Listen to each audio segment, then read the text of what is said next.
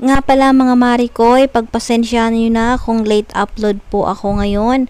Ito nga po pala yung kaganapan dito sa amin nung nakarang linggo dahil katatapos lang ng fiesta at naging busy din tayo kaya hindi nakapag-upload agad-agad. Ito nga pala ang float na ipinarada nung nakaraan. Ito na nga naman ay talagang napakalaking isda at ito yung panalo dahil nga naman bonggang-bongga. At syempre pagkatapos niya ay dumiretso ako dito sa aming munisipyo dahil nga naman nag-live ako kanina dahil nawalan tayo ng memory o full memory ang aking cellphone. Kaya naman tumakbo ako dito para manood mga Marikoy. Kaya naman nakita ko nga ang gagaling ng mga contingents.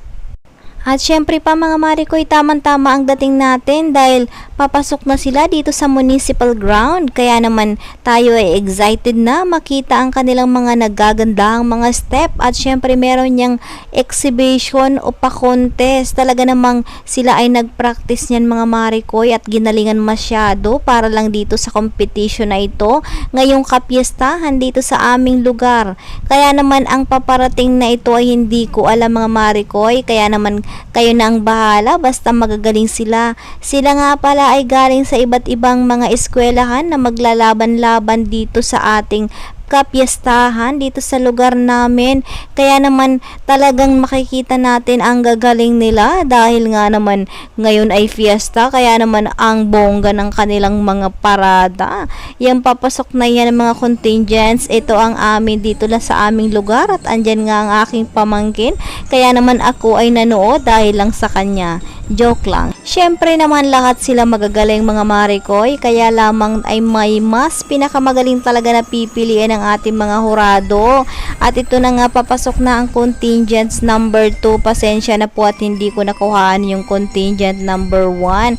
At yung iba pa dyan dahil nga nagtupak ang ating cellphone at napuno agad ang ating memorya. Kaya naman kung alin lang mga Marikoy ang makuhaan natin, yun na lang muna. At ito na nga aantayin natin yung iba pa mga contingents mga Marikoy na papasok dito sa ating municipality or municipal ground. Dahil after nito mga Marikoy sila ay magpapahinga nga pala dahil sa pagod din dahil kasagsagan ng init ang kanilang parada. At ito na nga ang isang contingents na pumasok. Antayin natin yung mga kasunod pa mga Marikoy dahil nga naman sila ay maglalaban-laban kaya pagkatapos ng parada sila ay mamamahinga ng kaunti. At ito na nga mga Marikoy, ang kasunod na contingents na pumasok, ito talaga ay naka-costume ng pang-Halloween. Kaya naman ang aking pamangkin ay nagtaka kung Halloween na nga daw ba. Ang sabi ko ay huwag kang maingay dahil sila ay galing sa ibang mga school para maglaban-laban at tayo baka mapagalitan. Kaya naman ito ay makulay at ito na nga mga Marikoy, dito sila maglalaban-laban kaya ready na kami para manood sa kanila habang sila ay namamahihinga doon sa likod. At bago ang laban, kami nga ay nanonood nitong nasa screen na talaga namang ipinapakita dito kung gaano ba kaganda ang aming lugar dito sa Bicol, sa bayan ng Minalabak. Kung mapapansin niyo kung kayo ay nandito sa live na manunood, makikita nyo kung ano yung mga produkto ng aming lugar at syempre kung ano yung mga kalsada o transportasyon na aming ginagamit para sa aming mga produkto. At syempre pa, para naman sa ating mga turista na gustong pumunta dito sa aming bayan ng Minalabak, dito lang yan sa Bicol. At syempre pa, ayan na nga, habang kami ay nagaantay ay talagang kami ay nalibang sa panonood kung saan nakikita dito sa screen ang mga kagandahan ng lugar at syempre mga produkto at ang mga tao dito sa aming lugar. Ang mga tao dito sa amin talaga napakababait mga Marikoy. Ito na nga ang sabi ko kanina, sila ay namamahinga habang nagaantay bago mag-umpisa ang kanilang laban. Kumbaga ay kailangan muna nilang mapahinga para mamaya ay may lakas sa kanilang exhibition. Ito nga naman nandito ang aking pamangkin dyan at kitang-kita mo naman sila ay parang pagod na pero nakangiti pa rin. Ito nga pala ang aming bayan ng Minalabak. Ayan na at mag-uumpisa na nga ang programa kaya naman inuumpisa na ito ng pagkanta ng Lupang Hinirang na inanyayahan pa ng ating munisipyo para tugtugin ng isang eskwelahan na talaga namang ayan na. Sila ay may exhibition din. Hindi lang sila guest, kundi mag-exhibition din para tayo ay may mapanood. Kitang-kita niya naman mga Marikoy ang gagaling nila at syempre nakalugay ang kanilang mga buhok na nagagandahan, naunat na unat yan. At syempre ang kanilang mga legs at ang bato na talaga namang sanay na ang mga kadalagahan na ito. Ayan na ang kanilang exhibition at makikita nyo naman kung gaano kagaling ang kanilang banda. Ito nga pala yung Mariners Polytechnic College dito sa amin sa Bicol. O kung nakikita nyo mga Marikoy, kung gaano sila gumiling-giling. O ayan, yung baton talaga namang salong-salong. At ito nga, panay pa rin ang kimbot ng ating mga majorates. At syempre, ayan na.